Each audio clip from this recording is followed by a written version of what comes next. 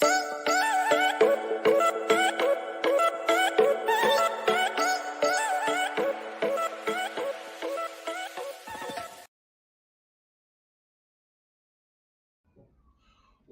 to Rebuilding Family Foundation, where we learn knowledge, skill, techniques, and concepts which can help you to grow yourself, to grow your family, and to grow your relationship.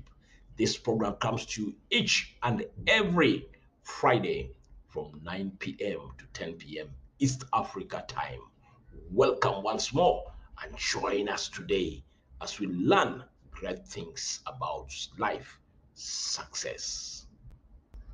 Our guests today includes Brian Bolo, Moses Bolo, Ann Bolo, and my queen Senesa Bolo.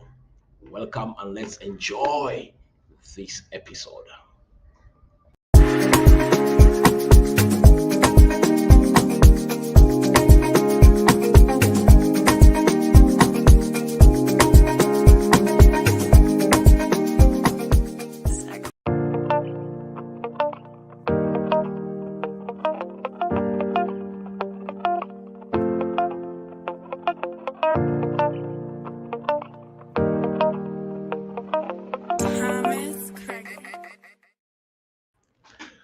Welcome. This is Rebuilding Family Foundation coming all the way from Kenya, Nairobi. I'm happy once more for all of you who have been waiting for episode 2 of Domestic Safety. Kindly, if you can get my transmission, you can get my signal. Invite your friend, tell him we have just started. Let him get tuned because today we are going to learn more about how we can make our life, our home, as safe as possible.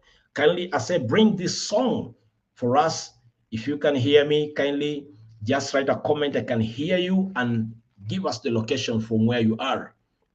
This in the morning from where you are, afternoon, or this evening if you're in East Africa at this particular moment and time.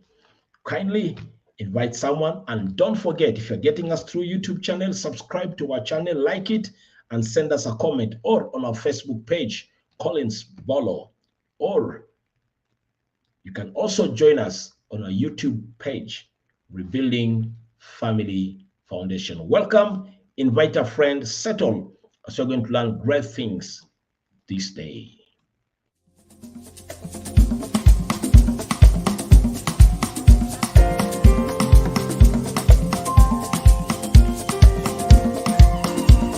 Hallelujah. Can I hear a Holy Ghost crazy noise for Jesus? Come on. Raise your hands for Jesus and clap for him.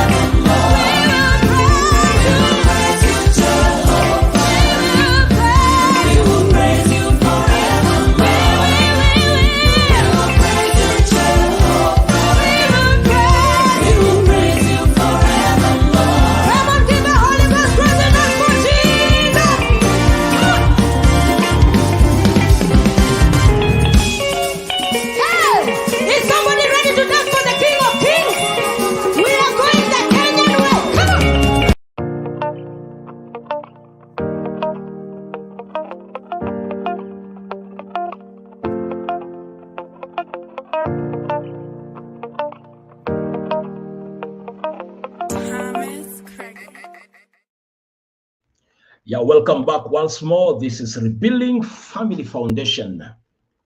Every Friday from 9 to 10 p.m. East African time, we exist to make sure that you get something good, something of value, which can make your home, your life, your marriage, and your relationship with other people even to become better. None other than Collins Bolo will be your host today, as we are going to have the other Bolos coming on board to become such a great inspiration with the information they're going to release to us. And I'm very happy and very excited. This program exists, family, to give us tips, wisdom, and concept on how we can make our life better in different ways. And I'm very happy for you being among us today. Last Friday, we started the first episode on domestic safety. Most of our homes in Kenya are surrounded with burglar proof doors, windows, to the point whereby we make them to be seen as beautiful as possible. People who come to our country, when they see it, they really wonder, what's up? Why are people putting burglar proof on their doors and their windows? It's all about safety.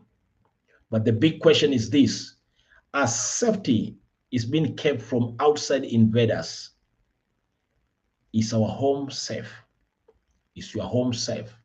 Are things happening within your home safe? Do you have right information which will keep everything and every aspect of your life and your children and other people living within your home to feel safe? That's why today we are going to bring up different experts in different area, and they're going to give us concepts which are going to help us as far as safety is concerned and our home is concerned. So with the guests we have today, we have several guests who are joining us today, who are going to speak to us today.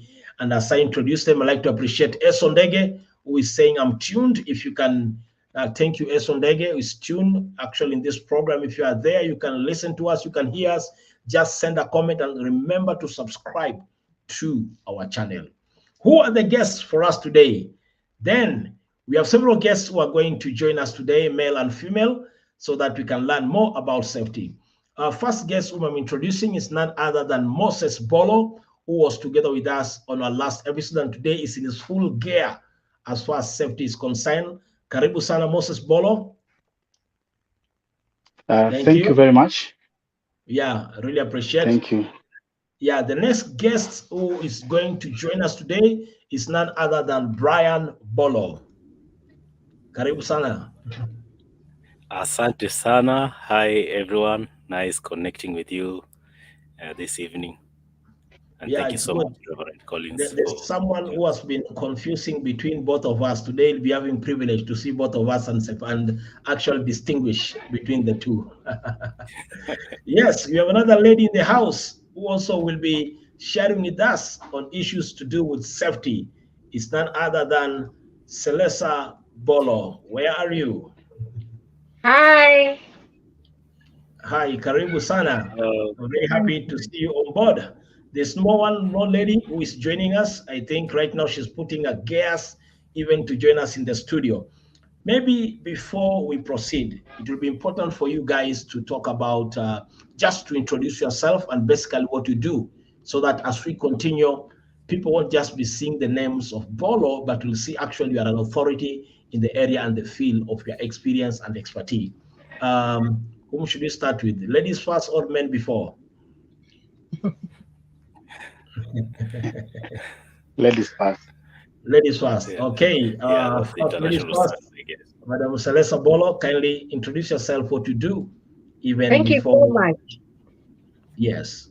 As you can see, I'm Celesa. I am a nurse by profession, nurse educator, and also a mentor to many nurses.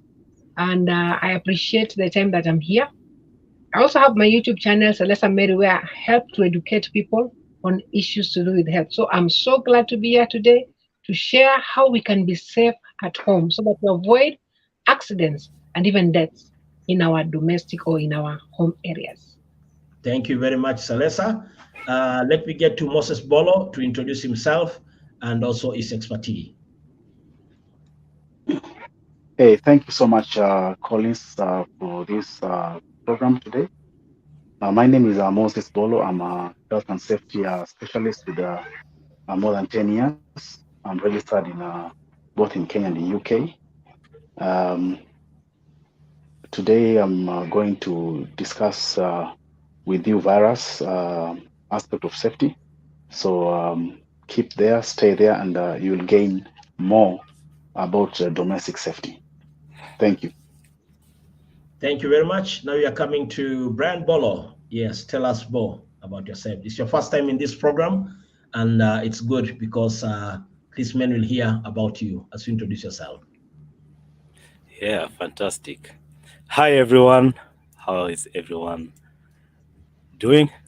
Yeah, as you heard, my name is Brian Bolo, and in the family, I'm the second one, following Reverend. And by profession, or maybe where I started from electronics. I now practice electrical a lot. And besides that, I'm a social media marketer. That's something also that I'm doing. So I do digital marketing. And also I'm into project management and mindset development or life coaching, focusing on mindset empowerment and stuff like that. So it's so nice to be with you guys here. Last week was awesome. I followed, and it's great. Let's see how we're going to jenga each other tonight. Thank you. Yes, thank you. Thank you very much. Yes, the other second lady in the house, I'd like to introduce her today. Last week she was to be here, she didn't come, and some people complained so much. Ann Bolo, karibu sana. At least today you have two women in the house. Thank you for having me. Yes. Sorry, I just got in. Am I supposed to say my name and yes, and what you do? Okay. Yes. So my name is Ann Bolo. I am a counseling therapist. I'm a life coach and a mediator, and I love doing what I do, helping people get to know who they are, self-awareness, understanding why they reason the way they do, understanding what emotions they're experiencing. Sometimes we're going through emotions and we don't know what it is. So I usually say I'm a compass, all right? You're in a forest. You're trying to find your way to north or south. That journey is yours. I'm just here to help you navigate and redirect you back to where the north direction towards north is. So in a nutshell, that is what I do. Thank you very much. I'm very happy because today the house is full, so that we can discuss more and more as far as this issue of safety is concerned. Now, last week when we had guests who came in, they talked about different aspects of safety, including how safe are we as far as washing our hands is concerned. And they went further even to discuss how safe are we as far as labeling issues in some of the properties you have in the house, some of the facilities you have in your house, so that there won't be mistaken identity leading to hazard and danger. Even went further, a simple thing as much as going to the loo and you have finished your own thing. Do you know it is safe after you have flushed, you close down the lid so that some bacteria, you won't inhale them and get back out of the toilet with some other conditions. Many more things we learned. Today we are going to add more information from what we learned last week. Home safety. Is your home safe? Now, who are we going to start with today? Let me see. Let me see. Now, Celeste, last time you told us about it's important for us to wash our hands. What's another thing you can add to us today as far as a common thing which can happen in the house and people need to have knowledge so that safety can exist? Let's start with you, Celeste. Thank you so much. I think one of the things that can be a health safety issue, apart from hands that transmit bacteria, is choking. We normally get a lot of cases of either adults or children who have choked. And majorly you find choking occurs when somebody is eating, So we need to know how safe are we? What do you need to do? Now, number one thing that somebody needs to be cognizant about is that during eating time or feeding time for a child, there has to be a quiet environment. I know the African way, we talk a lot during eating time. And sometimes when you eat food like rice, it has got small pellets, can easily get into the airway. As much as the anatomy of eating food, whenever your esophagus opens and food gets in your airway, you stop breathing for a moment. However, there have been cases where you're talking and you're also and you're also breathing at the same time, as in you are talking and eating at the same time. At that time, in that spur of the moment, food can get into the airway and you can get choked. So, what do we tell as healthcare providers? How can you be safe in the domestic area? Number one, when eating time should be really eating time. You only talk when you have swallowed the food. Only talk when you need to talk at the same time. So eat fast, talk when you have swallowed all the food that you are eating, so that you don't talk while you're eating. And number two, how food is prepared also affects. And we always say this. I know we are not Kenyans are lovers of nyama choma and all. Food should be cut into small sizes. I know it looks mean. It looks like your mchoyo, in quotes, when you have very small chunks, slim pieces of meat cut slenderly. But that is the ideal recommended way.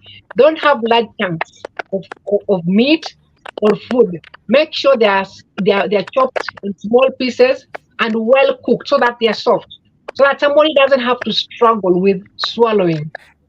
Another thing, make sure that the temperature of the food, the environment that you're eating in, is very safe. So it's very important that we observe that during eating time and how we make the food at the same time, so that in the end, you do not get choked at the same time. Thank you. So one of the ways, if I may mention, you need to keep even your house help. And I always say this, safety begins in the house. If you are a working mother, you're never at home. If you are a working father, you have small children, even adults, you need to teach your house manager basics of what to do in case choking happens. So all these things are very important for people to be cognizant, at least have basic knowledge on what to do in case of choking. So there are myths that we could continue talking about of how to handle a choking patient during the time of eating, or how to handle somebody who is already unresponsive, has choked, and all that. So it is very important for us to observe this. It's very important for us to have telephone numbers of ambulances. You need, at least in your phone contact, you should have an ambulance that you can easily call, so that in case of an emergency at home, you can call in, they can respond and take you to the nearest hospital. Because some kind of choking, if it's not relieved at a very fast rate, it can lead to death. Let's say if somebody stays without breathing for more than 3 to 5 minutes, then it can now cause serious consequences. So by the time they are arriving in the hospital, they are very sick, you cannot be able to salvage. And they end up to respiratory arrest that at times can lead to death, or can lead to further damage and cause other multiple organ failure, which can be costly at the same time, can be costly in terms of financial, in terms of your quality of life in the end. So very important. Okay, thank you very much. Issues of choking. Anybody can be choked, a kid can be choked, a mature person can be choked. When Celeste will be back, she'll be helping us. In case it happens, what next do we need to do at home before, as first aid, before even the person who has been choked can get to further help and treatment? Yes, now there are other areas like social media. In our homes today, we buy for our children laptops, phones, and they get into Facebook, they get into different social media. As much as social media is generating millions of shillings and dollars to people who know how to use it very well. But at the same time, social media is becoming a disaster. Today, a client called me and he's in an issue of trouble with his wife, because through one of those social media platforms, he came in contact with some conversation which were not appropriate. And right now, as we are talking, they're almost they're in crisis and probably might be a divorce. Social media, as much as it can make people to earn, can it be extremely dangerous as far as our safety of our relationship is concerned? Brand Bolo, tell us something about it.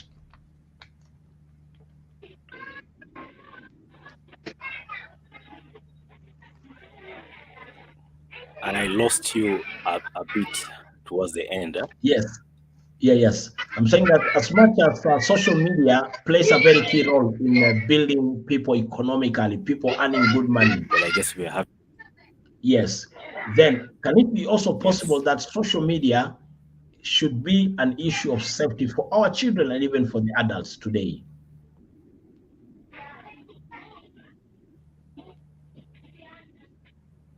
Have you got Yes. me? Yes. Yes. Very true. Yeah. Social media, actually, we all know, and right now we are together because of our social media platform. Social media has brought opportunities as well as threats. There are pros and cons of social media. So we are able to communicate this way and to edify each other, challenge each other, build each other, bond because of social media. We know a few years ago this was not possible. But at the same time, we know that there are threats to our personal lives, threats to our families, threat to the community. So social media creates a community, but at the same time introduces not really new threats. The same threats used to be there, most of them used to be there without social media, but social media kind of escalated these threats or introduced new dimensions of the same kind of threats, plus new ones, actually, new threats as well. And maybe I'm going to mention a few of the threats that have been introduced by the social media. And one of them we know, just like Revan, you just talked about um, a wife finding a lady who found some communication, some improper communication or like kind of a relationship going on, cheating and things like that. So social media actually makes cheating becomes easier than it used to be before. It used to take a lot to connect with people before, but right now it's easier, it's faster, and it can be done secretively. But at the same time, of course, there are risks of being caught and messing up a relationship that you've been building for ages.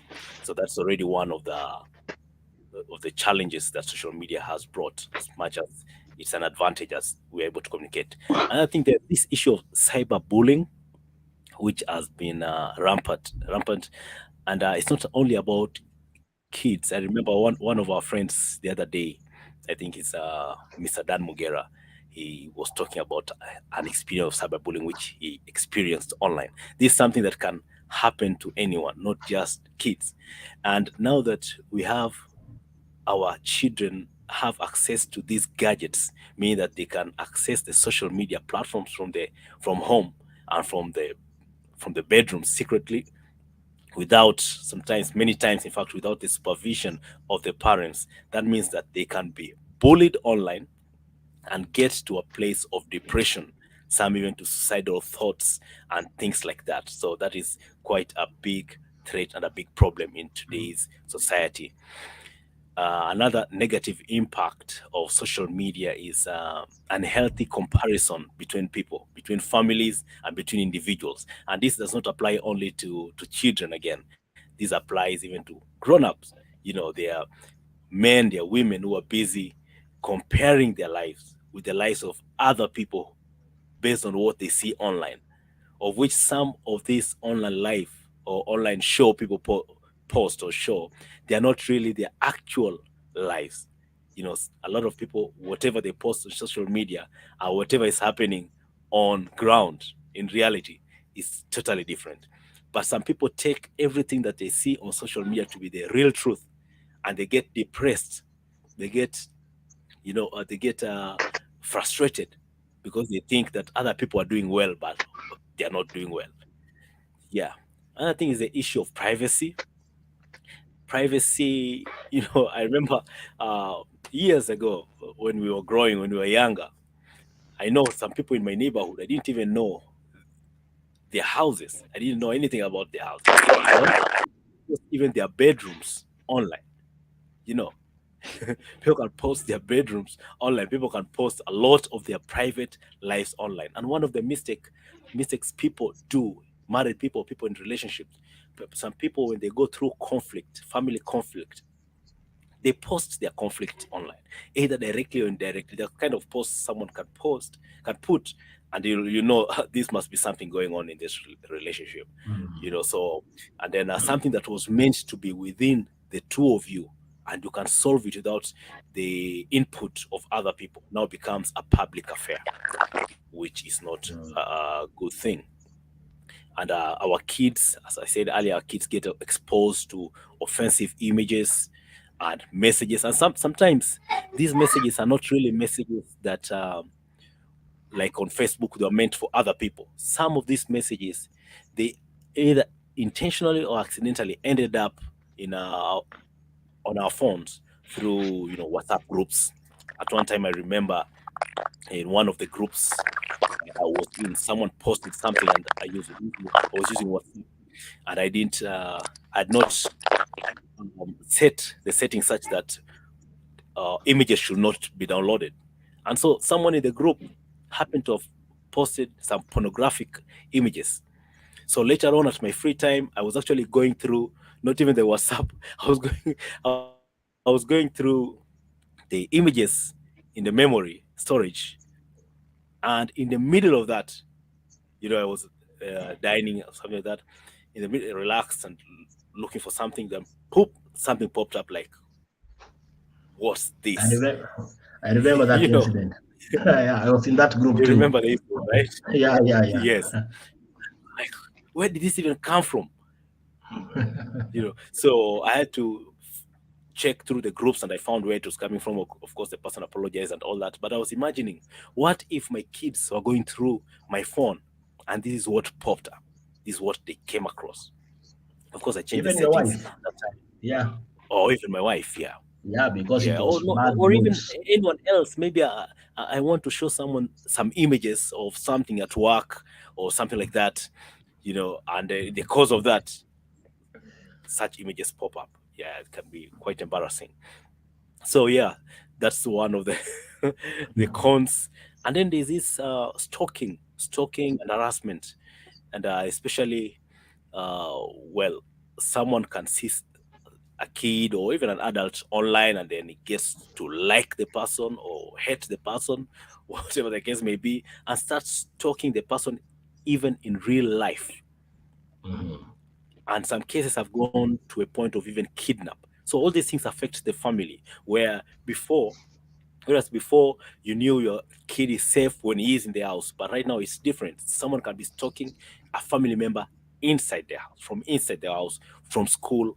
And when our kids use their real names, they post their images and all that, they can meet a stranger who can call your child using his or her real names. In some cases, a child gets kidnapped, someone gets raped and dragged or something like that due to that. And there's the issue of video games. There's some video games which are quite dangerous. And remember, there was this game which came out which was leading to the player or some of the people playing committing suicide at the end of the game or somewhere in the game. So that is also comes through social media also, because they are linked. And so those are some of the threats. They're not all the threats. There's also threats to our finances, actually, through scammers. There's a lot of scamming online nowadays. Yeah, a lot of scamming, and some of them come like very genuine. Some of them happen through genuine people. Actually, a few minutes ago, one of our cousins just posted, by the way, that his Facebook account has been hijacked, and the person who hijacked it is asking for money from people. And the person, the scammer, might end up getting some money. Someone will be quick to send money, And I've had incidences even lately where maybe, actually at least one case, it was a genuine person who asked for money, but I had to drill the person so much. And the person was offended. But hey, Yeah. I can't just send you money because you just sent a message. Hey, I need money, but send me now. This someone is not talked for I don't know how many years. Suddenly someone sends a message like that. And you start drilling the person because it might be a bot behind there. It could be someone hijacked, you know, and things like that. The person gets offended, okay, and all that. It's okay. I mean, I'm trying to safeguard both, but I'm not even sure if it's you, it's the real you that I'm doing it and all that. Yeah. You see, so all those are threats. So you might end up sending money to someone thinking it's an emergency, money that you're not planned for. And you end up not even sending to that person whom you wanted to help. You send to another person altogether. That is if you are able even to send that money. So those are some of the threats. There is more, but that's what I'm going to talk around that. Thank you very much. Social media is good. It's making people to earn, people connecting, but at the same time, it can be a disaster in your home. Some of these tips you are not aware about. And that's why Rebuilding Family Foundation comes in, so that we can get to learn some tips and take charge by in one way or the other. Yeah, Brian Bolo will be coming back to tell us how can we safeguard ourselves on the same, and how can we protect our children from the same vices, because it's extremely, extremely challenging in one way or the other. There was a parent at one point of time being mature and able to make choices. This parent decided that in each and every day in her life she'll be using cocaine. As a mature individual, she had every right to make choices. But at one point of time, while making her choices, she became expectant and she was still using cocaine. Remember this, a young mother using cocaine and expectant at the same time. Then how was the safety of the child within her? The effect of cocaine damaged the growth of the fetus, leading the fetus to be born premature. And not only that, upon the birth of the child, she became blind. The boy became blind and autistic. And later on, they took off and left the kid to be taken to children's home. By the grace of God, some good Samaritan found the boy, raised the boy, and today is growing up to become a great singer. Do we have safety in our homes? Let's hear the story of this young boy and what happened to his life. Brothers and sisters, we are always courageous, although we know that while we are at home in the body, we are away from the Lord. For we walk by faith, not by sight. Christopher Duffley was born in May of 2001. He's actually the son of my youngest brother and his girlfriend. And when I received the phone call from my brother, I found out that he was born at only 26 weeks, 1 pound, 12 ounces. So he was very premature and he was in critical condition. And there were several nights that we were told that Christopher wouldn't make it through the night. And at that point, I prayed for Christopher. And I just asked God to be with my brother and to do what his will would be. And for a long time, I had no contact with my brother. Really didn't know what happened to Christopher. And all of a sudden, my heart was moved. Where was my nephew? What happened to him? And on my first phone call to social services, the gentleman knew about Christopher, and he indeed was in foster care. He was totally blind. He had been born with cocaine in his system, and he had a host of other medical issues. My first response to that, or my first feeling to that, was fear. I prayed very intently, and I begged the Lord. I said, could you just show me what you would want? And he did. He answered in my heart. He told me, do not be afraid, that I will take care of everything. We've had challenges and we've had joys. And one of the greatest joys was to hear Christopher make noise, sing, and keep beat. He really didn't talk till about first grade. So when he sang, it was really neat. And it wasn't shortly around that time that we found out that Christopher had perfect pitch. And he started to do remarkable things. And what a joy and what a prophecy that God gave us, that these tears would come, and they come out of great joy.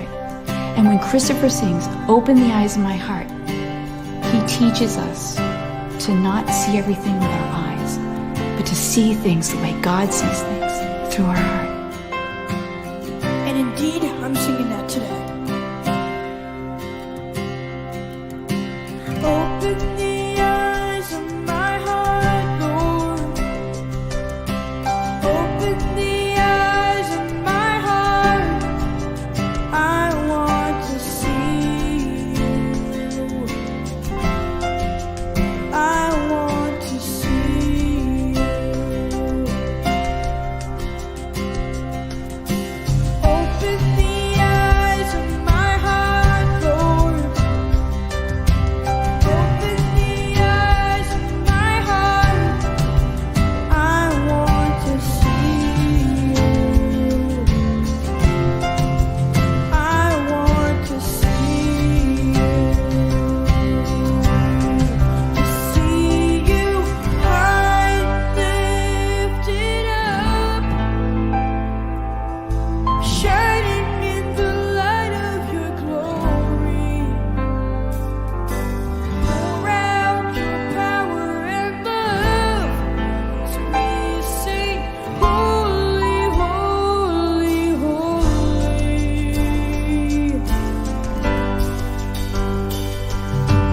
Open the eyes of my heart, Lord. Open the eyes of my heart. I want to see you. I want to see you. Open the eyes of my heart, Lord. Sing along. Open the eyes of my heart. I want to see you. I want to see you. To see you high lifted up, shining in the light of your glory.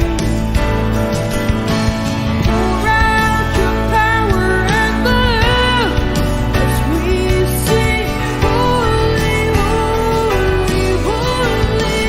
To see you high lifted up, shining in the light of your glory. Pour out your power and love as we sing, holy, holy, holy.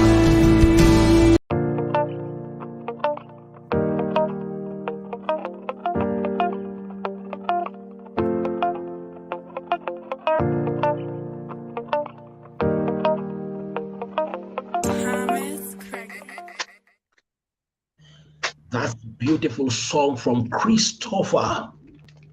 But today is an autistic boy and blind because there was no safety from the mother when she was expectant. These things can happen right from our homes when we make wrong decisions and sometimes out of ignorance. What does this tell us? The choices you make will determine the kind of environment you are going to produce in your own home. Now, last time Moses spoke to us about issues of safety from our home.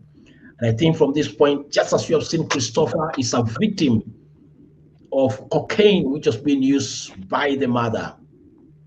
Moses, back to you today. What are some other measures we need to know to take at home so that we prevent ourselves and our children from being in danger as we're discussing domestic safety? Karibu.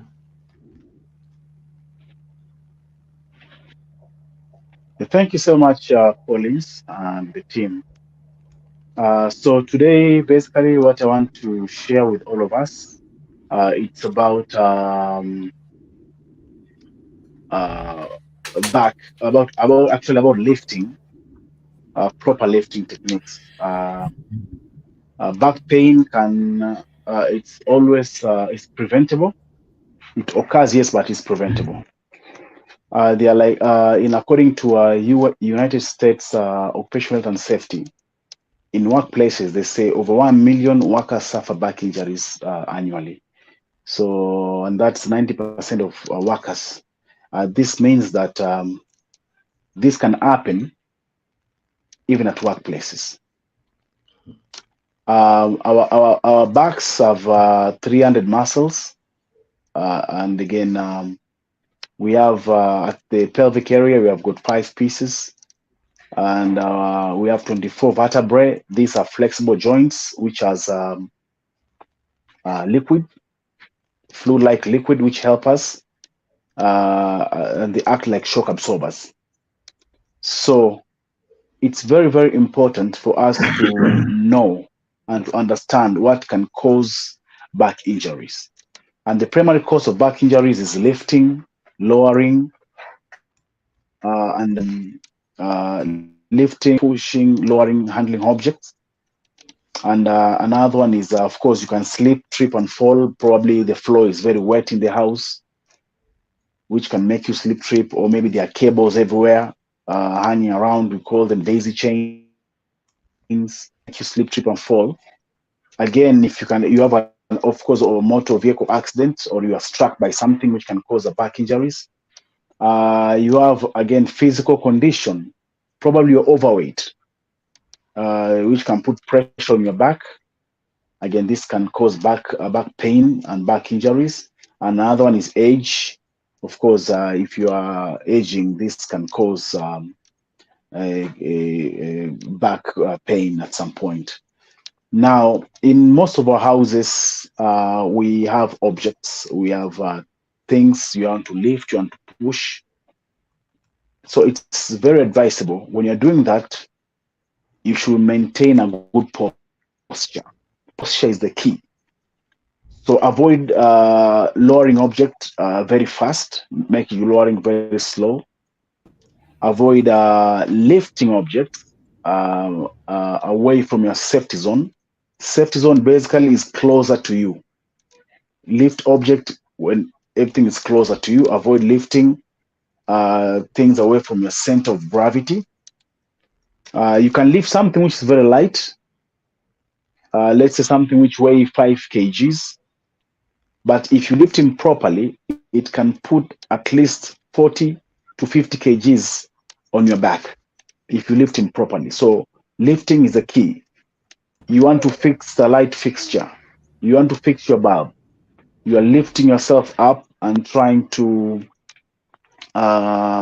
change a light bulb. Again, if you lift it, if you go up there improperly, in proper posture, again, there's a possibility you might hurt yourself. Now, cumulative, you can have like upper limb disorders. Those who are using computers in the house, if you sit improperly, you can have if your display and your chair does not hold your back very well, there's a possibility that you'll bend as you use your computer, or if your arms are not well placed at the keyboard, you may find that either your keyboard is very low or is very high, and you may have what is called wrist tendonitis, which again, this is painful and it may hurt you so bad.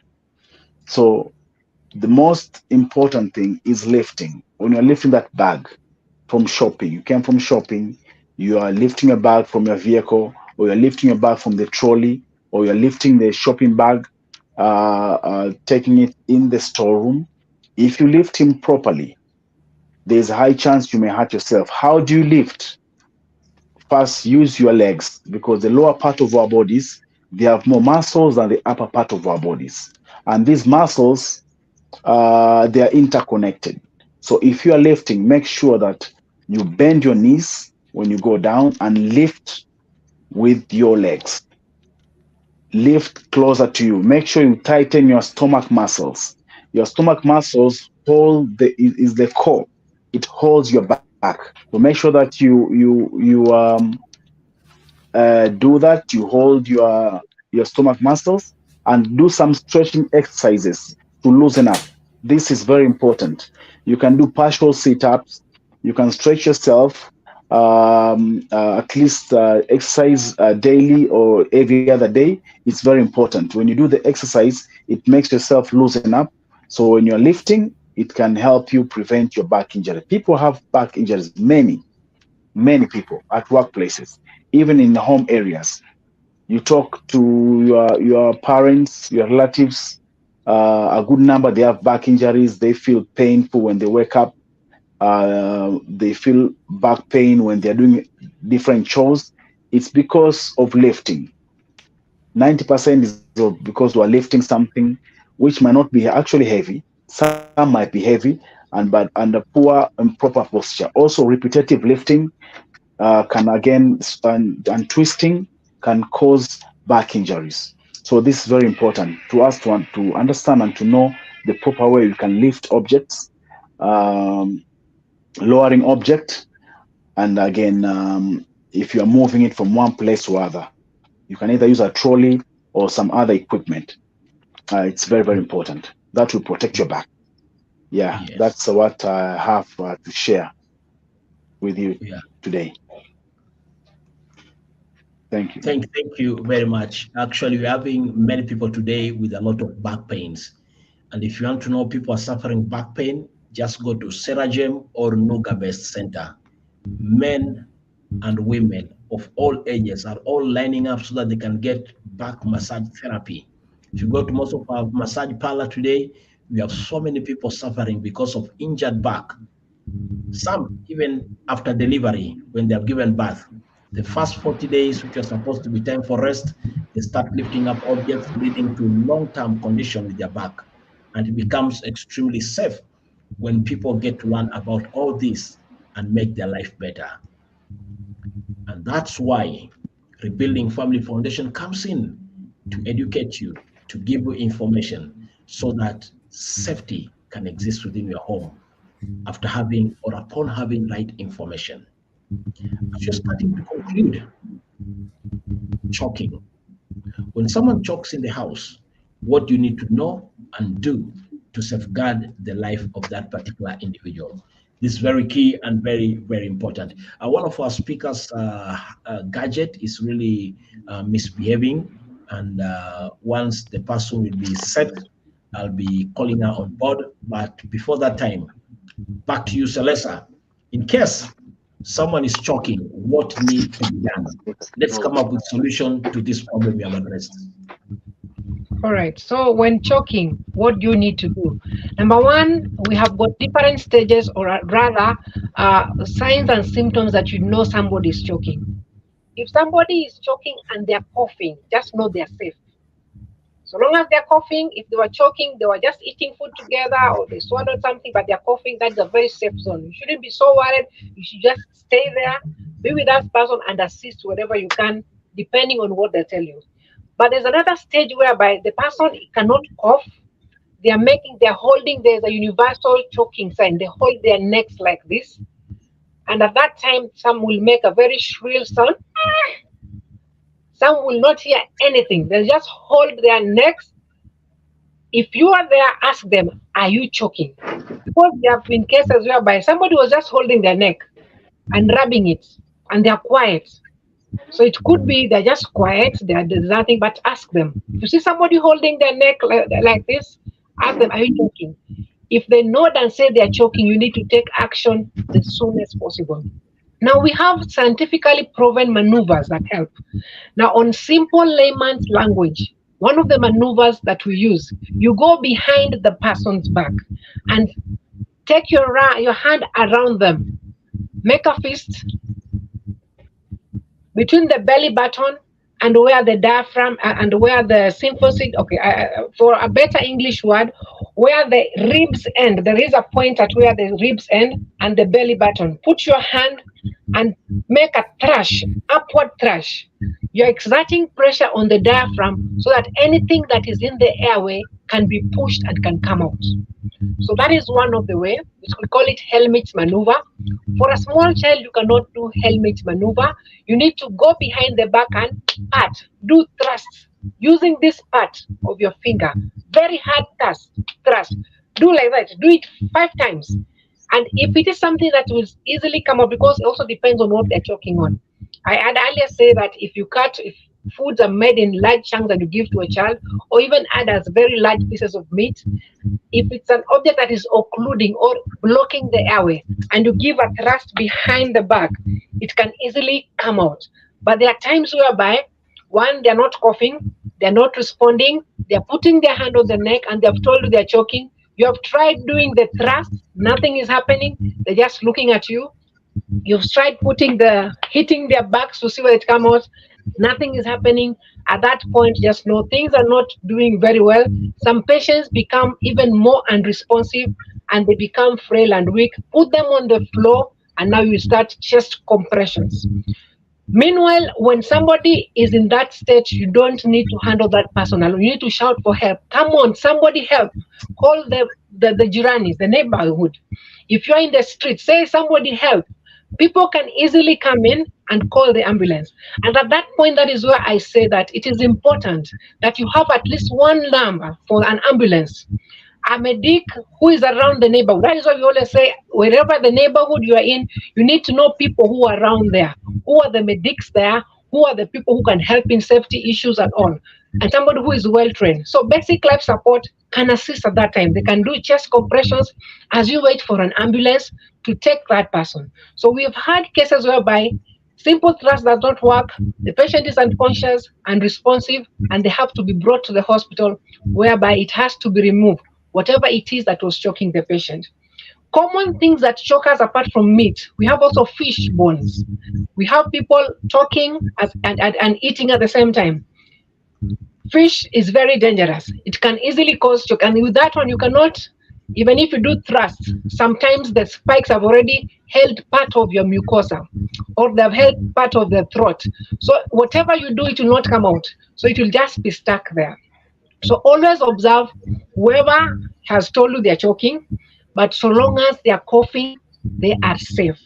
And I always say this, feeding time should be a very sacred time. Eating time, it should be sacred. Why? It should be a time where you chew food slowly. Most people are in a hurry to eat very fast. You don't chew food that's supposed to be chewed so that it can be digested. And as you eat in a hurry, then choking becomes very apparent. You're more likely to choke faster if you're eating food in a hurry, if you're eating and you're talking. So be safe. Always chew food slowly. Eat food that has been cooked properly. Cut food into smaller slices, even meat. If somebody is choking, go behind them if they are an adult, or if they are of an age where you can go behind them. Do a thrust on the abdomen between the belly button and the end of the ribs. If it's not working, they are still not responding, you have been trying, that is a person you should not handle yourself alone. Call for help. And I think Kenyans are very good in responding. Just shout somebody help. Have a phone number of an ambulance, have neighbors whom we know who can assist, then the patient should be rushed to the nearest hospital. Because again, when airway is compromised, you get respiratory distress, and at that time, there has to be a surgical intervention. And I think, Collins, I just want to mention of a case that we had. Actually, some years back, I was called by one of my sisters-in-law. She told me that child was in school and she swallowed a coin. And I asked where. I was told to rush to the hospital. I rushed very fast to that hospital. It took some time because I was on shift at that time. On arrival, the child was talking and crying. But still you find the child was still taken to theater. So we really need to know. At times, we have cases whereby some things are really unnecessary. Could be a coin could occlude, but if somebody is talking and breathing, that is a safe zone. However, you need to be there with the patient for a time until you are really certain that they're in safe hands, that they can be assisted. And eventually the coin was removed in theater. We have instruments in the hospital that can assist to remove things. So we need to be really safe. With children, put them upside down. Just put the head down, a small child, and hit the back, hit this upper part, hit it very hard. Remember, this is a matter of life and death. Push it, do the thrust, look at them. If you are able to remove whatever you can see, remove. But you should never struggle, because we've also had cases of a doctor that happened some years ago who tried by on his own to remove whatever it is that he could see was choking his own child. But the more he kept on removing it, the more it kept on going in. So if you're not an expertise, please do not be a lifesaver, because sometimes your life-saving skills might end up killing the patient. And the baby died eventually because he kept on using his hand to remove the object. As he was trying to remove it, it kept on going in and in, because the airway of children is very small. So we need to be cognizant of the same. So if you don't have the skills, you've used whatever you can, don't handle that patient. Let the expert handle that patient. Thank you very much. Really great information. For those who are joining us, who are listening, I'm quite sure you're enjoying it. We have someone by the name of Zeddy Paul tuned in all the way from Singapore.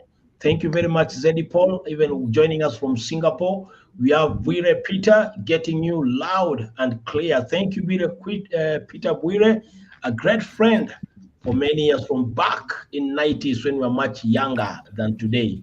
We have also Agri Ogweno, very educative. Thank you for Agri, my brother in diaspora. I really appreciate you joining us even in this episode today. We have someone else, Caroline Nelima Manyonge, all the way from Eldoret, tuned in and enjoying this program this day. A lot of things you are learning today from health sector, from expert in safety as far as object and components around us are concerned, and also from social media.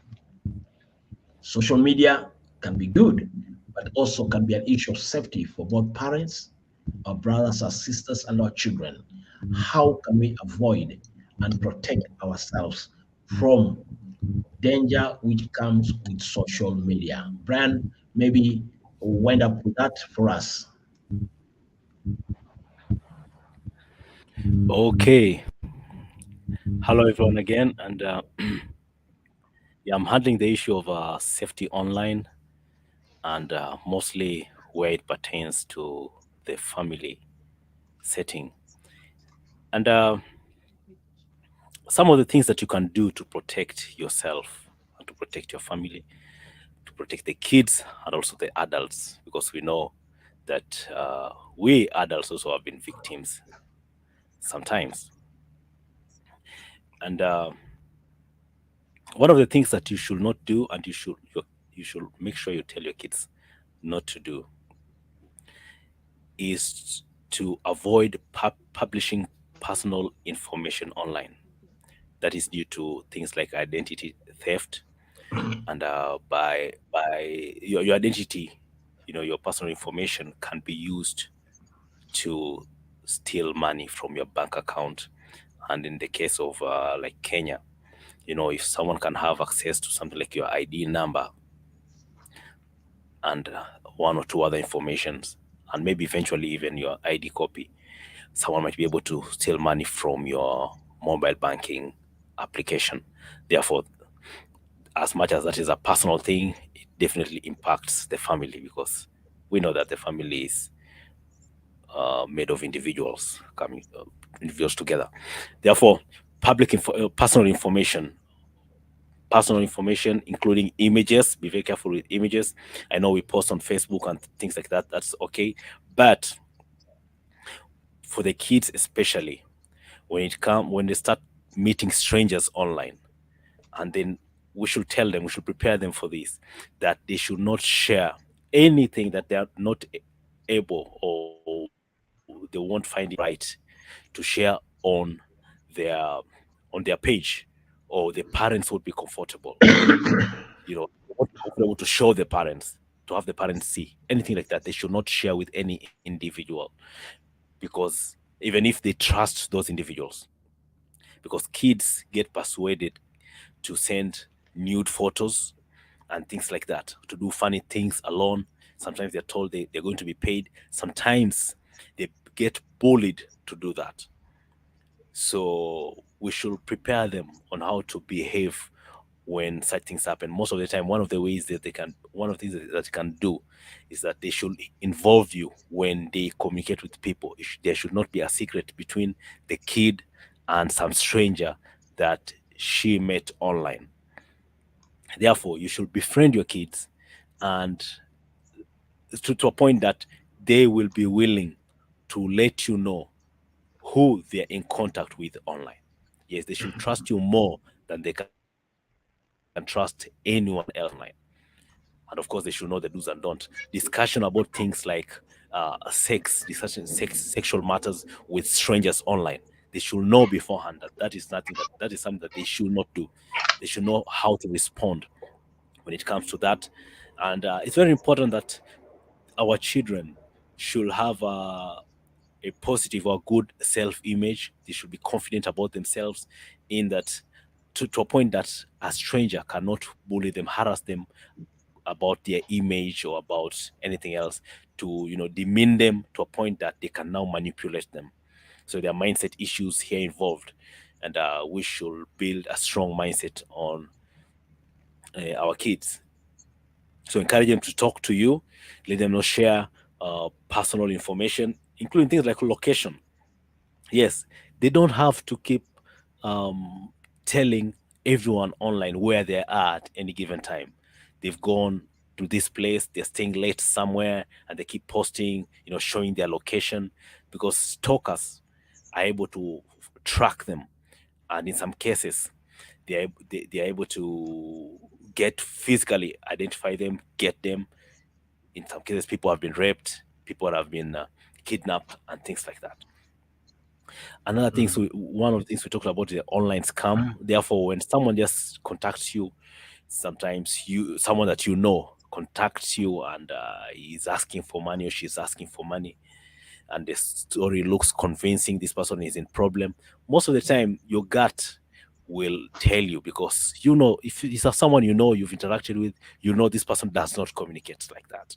I remember even around, I think last year, one of the people that I knew all the way from high school many years ago, whom we've not talked for like 20 years or something. Yeah.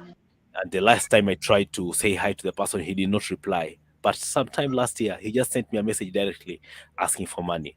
And I knew, obviously, this can't be that person. I know the way the person behaves and things like that. Even if he needed money, he won't just communicate to me like that. I know from the way I know him. And it wasn't that person eventually. His account had been hijacked. Therefore, be very careful. If you suspect there's something wrong, probably there is something wrong. And look at how your kids behave. Like Celesta talked about, when you're eating, not talking and things like that, and also no rushing. And if you see the behavior of your kids has changed, because they won't be using the phone on the table while dining, but this time they have to rush because they have to quickly go online. You have to pull them from online. There's that unusual time the kid is spending online. Be very careful about that. Start watching the behavior. The kid starts secluding herself, and the behavior changes. Something might be wrong, and most of the time there will be some telltale signs that something is not right.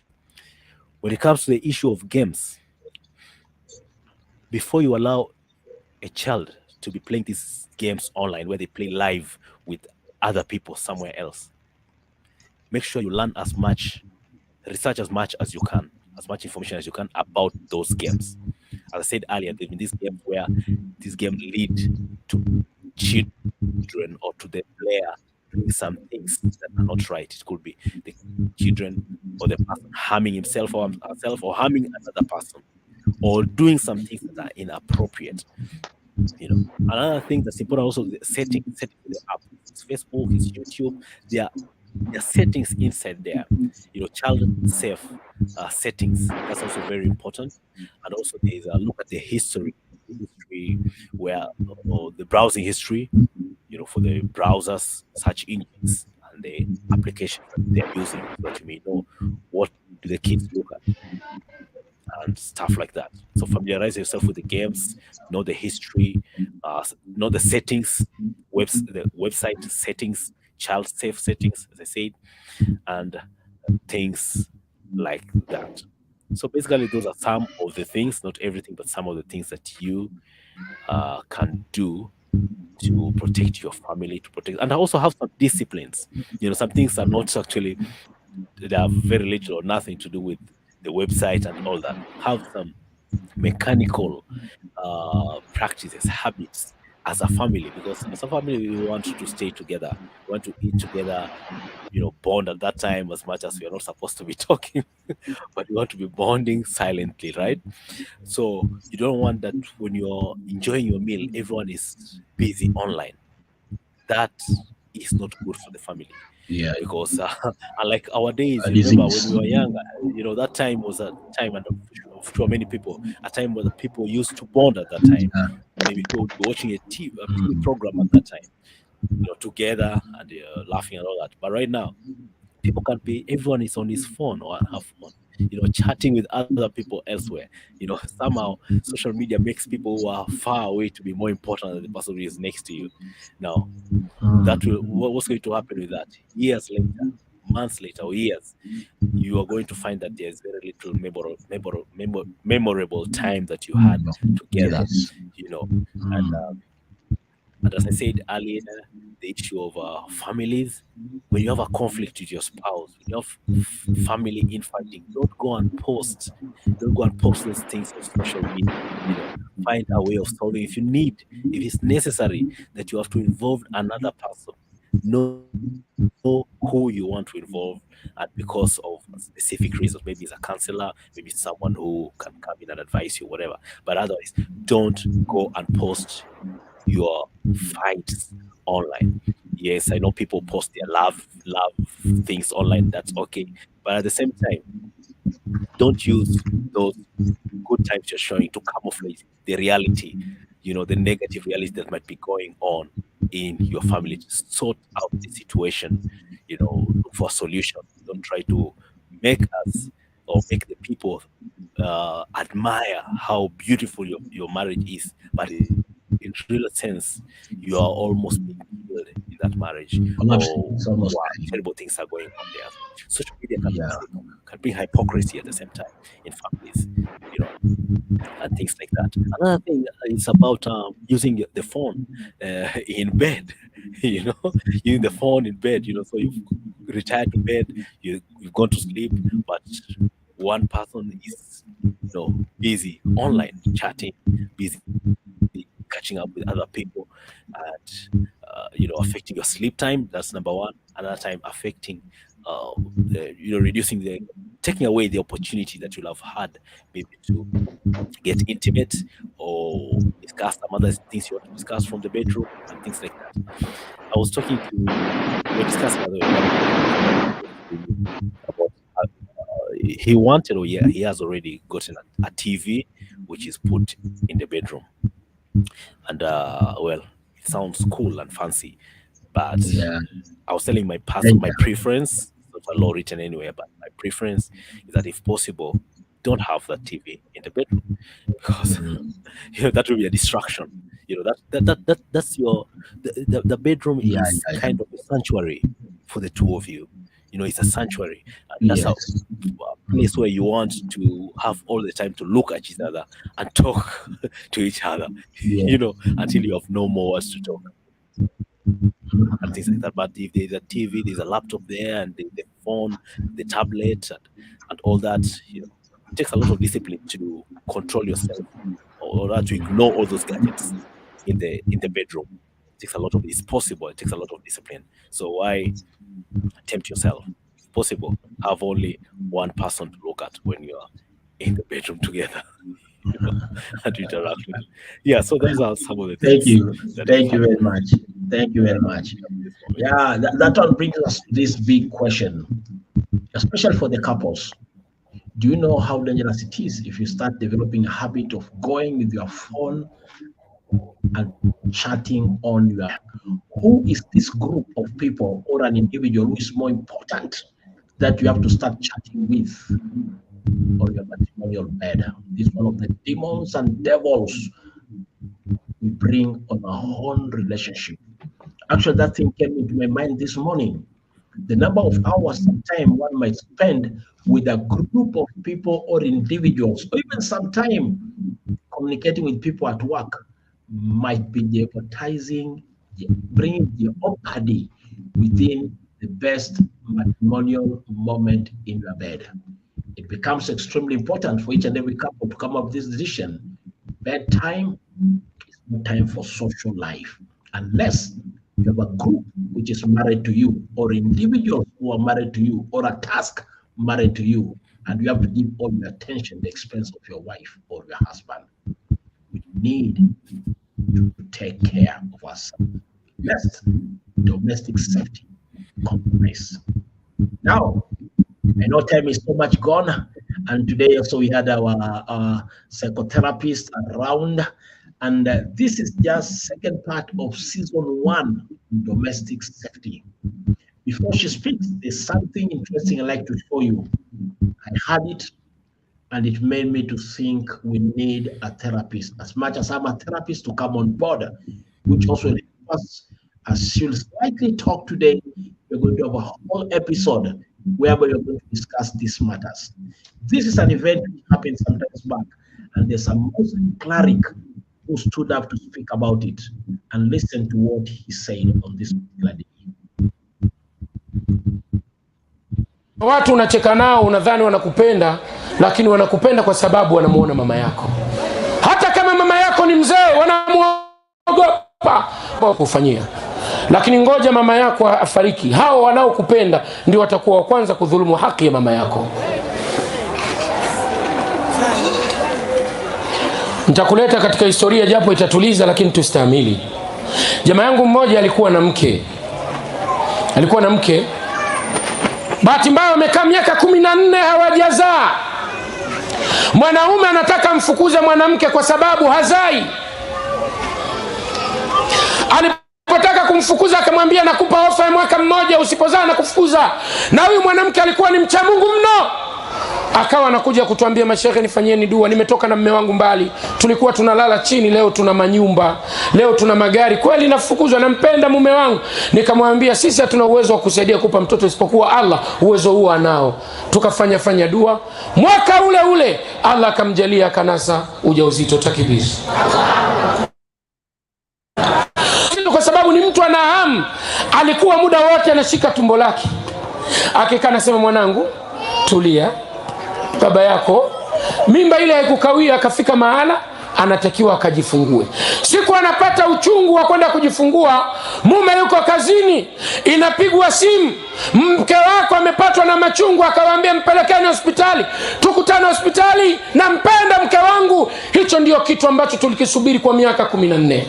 Na mwanamke alikuwa anasema, nina hamu ya kulea mtoto wa damu yangu, nimuone akilia, nimbembeleze, alale karibu yangu. Ndio yalikuwa maneno yake. Kuna wakati unaweza ukapanga kitu alafu ukakipata na usikitumii. Akapelekwa hospitali. Jamaa alipofika hospitali, daktari anamwambia mke wako yuko salama na yuko kwenye hatua za kujifungua, wewe rudi kazini, akijifungua tutakuita kama utakuwa na kazi. Akasema basi ngoja nirudi mtaniambia. Baada anapigiwa simu, njoo hospitali haraka, kuna tatizo limetokea. Mwanaume anaendesha gari kama mwenda wazimu. Alipofika kwa daktari, anaona macho ya daktari yameroana. Daktari analia na wale ndugu analia. Anamwambia daktari, niambie kuna nini? Anamwambia, ndugu yangu pole, mke wako amejifungua salama. Lakini katika kujifungua kwake, manake tulikuwa na watu wangapi? 2. Mmoja baada ya kujifungua, mmoja tumempoteza. Anamwambia, niambie nani amefariki? Akasema, mtoto amesalimika, mke wako amefariki. Mke wako amefariki, hajamuona hata mtoto. Mke wako amefariki baada ya kujifungua, kapata kifafa cha uzazi. Mke wako amefariki, hajambeba mtoto, wala mtoto hajanyonya ziwa lake. Mwanaume alilia sana, alilia mpaka anatetemeka. Watu wakamchukua, watu wakampeleka nyumbani. Baada ya mazishi akasema, mimi sitaoa mwanamke mwingine mpaka mwanangu afikishe miaka 5. Nikimuona huyu mwanangu namkumbuka mke wangu. Nikimuona mwanangu namkumbuka mke wangu. naogopa kuoa, wanawake watakuja kumtesa mwanangu. Lakini ataishije? Baada ya miaka 5 akalazimika kuoa. Akamuoa mwanamke, lakini akamwambia, nimekuoa kweli nakupenda, lakini ukitaka nikupende zaidi mpende mwanangu. Huyu mwanangu ni sainsi ya mke wangu. Hizi mali zote unazoziona msababishaji ni mama yake na huyu. Ukitaka nikuchukie au nikuue, basi umtese mwanangu. Mwanamke akasema nitamlea. Kweli mwanamke akamlea. Lakini ndani ya mwaka ule ule huyu mke wa pili akapata mimba. Baada ya muda akajifungua, wakawa ni watoto wawili. Ikapita miaka 4, huyu binti ambaye ni yatima akiwa na umri wa miaka 9, huyu wa kiume ambaye ni wa mke mdogo akawa na umri wa miaka 4. Watoto baba aliwatengenezea upendo, utafikiri ni baba mmoja, wakawa mmoja hawezi kula mpaka mwingine ale. Huyu mkubwa wa miaka 9 anampenda mdogo wake, na mdogo wake wa miaka 4 mwenye mama anampenda dada yake. Mapenzi akawa mpaka baba akafikia hatua ya kumwamini huyu mwanamke kwamba ni kweli amemlea mwanangu. Akawa tena hana wasiwasi naye. Hapa mwanamke akaingiliwa na uibilisi, kama ambao uibilisi wanao wanawake wanaolea mayatima. Akasema, mbona mume wangu anampenda huyu mtoto ambaye hana mama? Inaonekana mume wangu akifa ghafla huyu mtoto atachukua mali zote. Kwa nini amemwandikisha huyu mtoto? Hapana, lazima nimuue huyu mtoto. Nikimuua huyu mtoto ndio salama yangu. Nikimuua kwa sumu watu watajua nitafungwa. Huyu nitamuua kwa mateso. Siku moja mvua ikiwa inanyesha, saa 3 usiku, mume akiwa amesafiri, lakini anarudi siku hiyo, yule mama akamchukua yule mtoto yatima akamweka uani. Watu, haya mambo ni hatari sana. Mimi nimewahi kuona mama mmoja anakula chakula na watoto yatima. Yaani na mmoja katika wale yana watoto 4 wa kuzaa, 3 wa kuzaa, 4 ni yatima. Wanakula chakula, wakati yule yatima anakula chakula, mama anampapua tonge la ugali. Anamwambia, subiri wanangu washibe na wewe ndio utakula. Yule mtoto yatima alipogeuza sura kuniona, akakimbia nyuma ya nyumba, kumbe ndio kuna kaburi la marehemu mama yake. Mtoto wa miaka 7 anapiga magoti kwenye kaburi la mama yake, analia, anasema, mama njoo unichukue, mama nateseka, mama. Tunamuuliza kuna nini? Anasema, mama mdogo ananilea vibaya, ananitesa. Usiku nyumbani hapa kuna joto, ikifika wakati wa kulala mama ananipa boksi niwapepee watoto wake mpaka walale, ndio mimi nilale.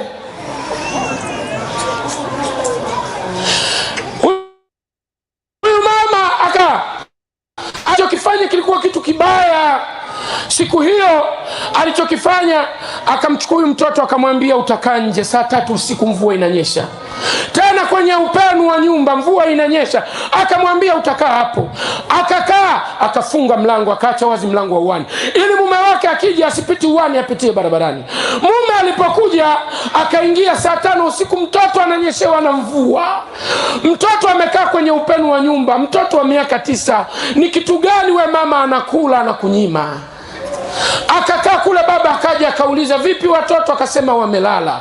Baba hakutaka kufuatilia. Na hii nawaambia ni nyinyi wanaume, kama una mke alafu una mtoto ambaye amefiwa na mama yake, usiwi unakubali kwa kuambiwa. Wakati mwingine fika uone.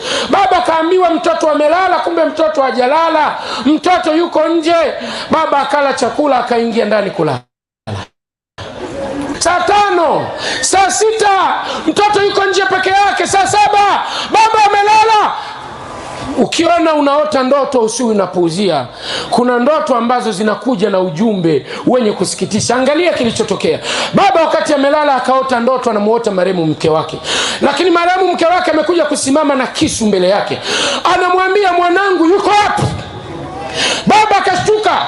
Aliposhtuka akamwamsha mke wake, akamwambia, mke wangu nimemuota marehemu mke wangu. Mke yule ibilisi maluni akamkumbatia, akamwambia, mume wangu huenda jana umemwaza sana, watoto wako salama, lala. Baba akarudi kulala. Imepita dakika 40, ndoto ikarudi. Mama anakuja anamwambia, mwanangu yuko wapi? Baba akashtuka, akamwambia, mke wangu, mbona na mke wangu ananitokea sana kwenye usingizi? Akamwambia, mume wangu, hivi mimi kweli naweza nimemlea miaka mingapi, hivi mimi kweli, hivi mimi kweli, hivi mimi kweli. Baba yale maneno akalala tena. Saa 9 ndoto anaota mwanamume amusha, anamwambia marehemu kaka, anamwambia mume wangu nimekuja mara 2 kukukumbusha mtoto wetu umekataa, basi nimemuomba Mungu amchukue mwanangu amlete niliko, lakini kwenye ndoto. Baba akakurupuka usingizi, haiwezekani ndoto ije mara 3. Akaenda chumba cha watoto, subhanallah, hakumkuta mtoto wake. Tulimsahau nje jana. Baba akaparamia milango kufungua, labda atamuona. Anafungua mlango, wallahi anakutana na mtoto amelala, amekwisha kauka, amekufa muda mrefu. Amina Rabi, amina.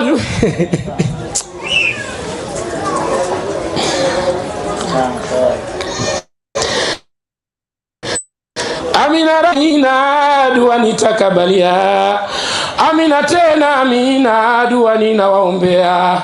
Uyatima ni hatari, uyatima ni msiba, uyatima ni mateso, uyatima mtihani. Jamani mimi nateswa na mama yangu wa kambo.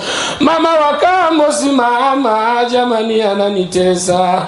Makofi ananipiga, njaa ananishindisha, na njaa ananilaza, maji ananimwagia, na tanga na njia huku nikiomba Waislamu kufiwa baba na mama, mateso mengi dunia. Mtume alimkuta yule mtoto yatima, sababu gani waliapa njiani huruma. Leo siku ya furaha kwa jamaa isibu, kadiri unavolia uchungu unanipata. Yatima akamjibu sina baba duniani.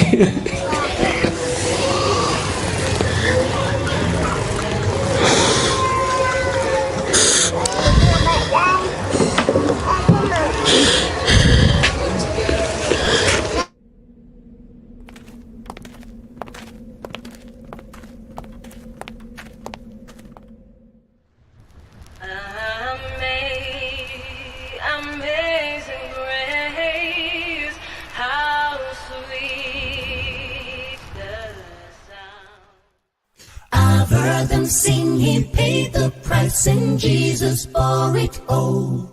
I've heard them sing, I'm coming home, and heed the master's call.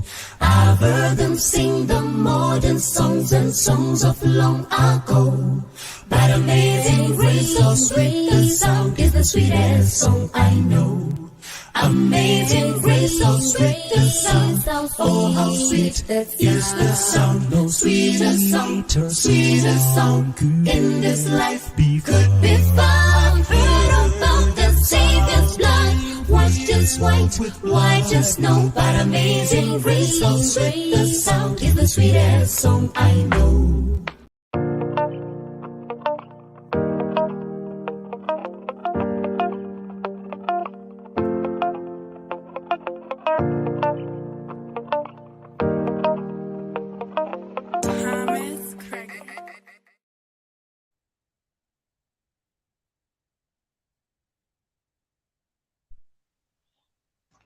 Yeah, such a sad story.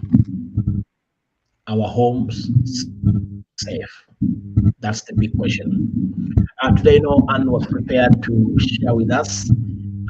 In our 3rd episode of season 1, we'll be picking from this point. Can it be possible in our homes we have children, men and women, who have verbally been destroyed and been damaged, even to the point of us losing some of the family? And you may not have much time to talk, but just a comment, and we are going to start at 3 in season 1 from that point. Just a word, please. Thank you so much, Colin. But that video has made me reflect on so many things.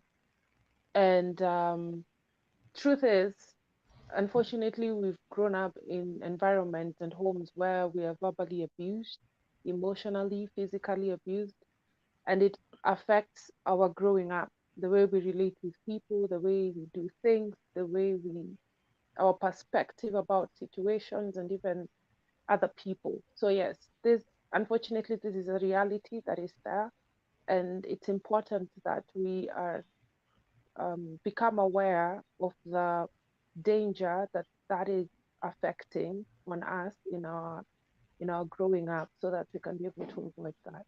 So yeah. Yeah.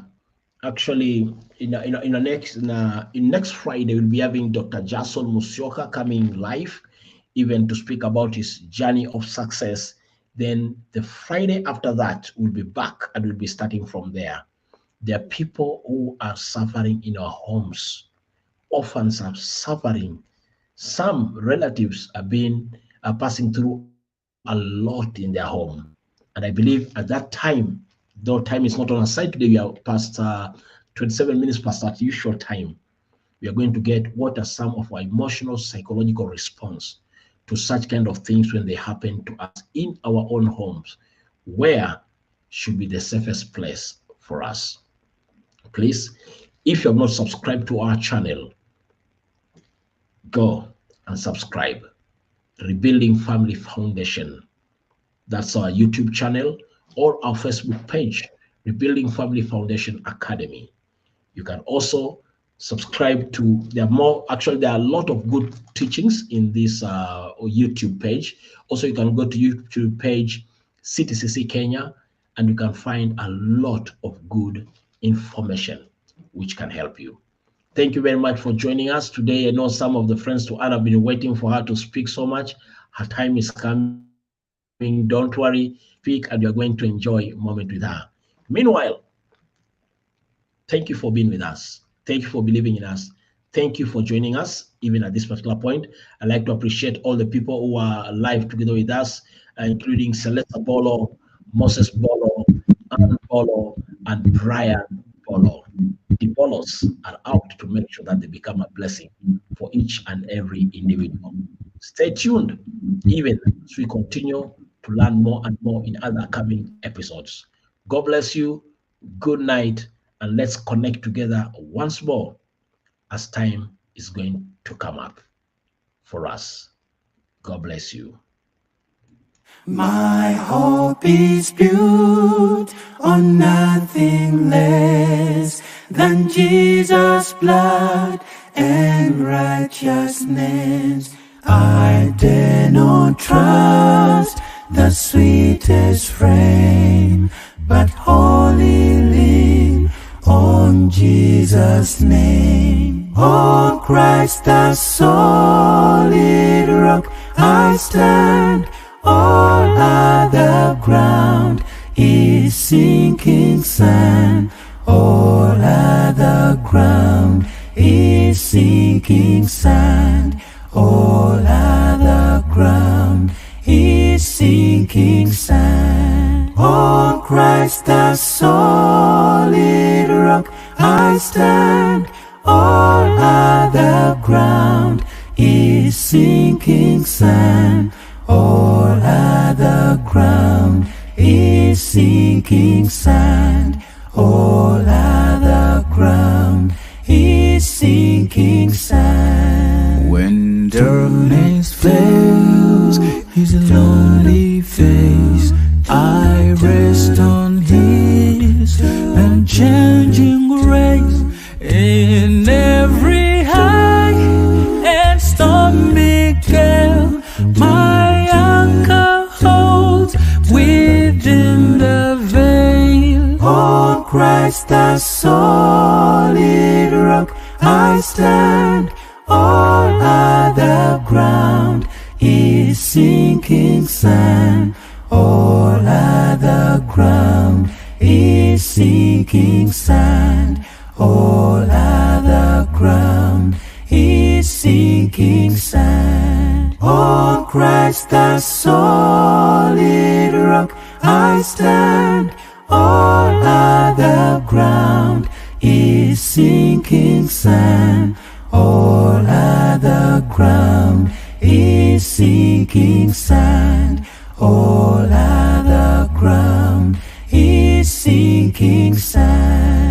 and he shall come with trumpet sound.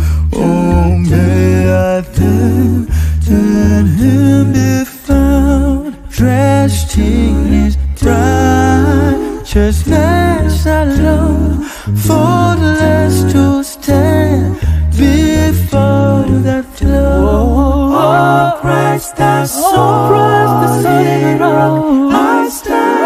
All other ground is sinking sand. All other ground is sinking sand. All other ground is sinking sand. Oh, Christ has solid rock, I stand. All other ground is sinking sand. All other ground is sinking sand. All other ground is sinking sand. All other ground is sinking sand. All other ground is sinking.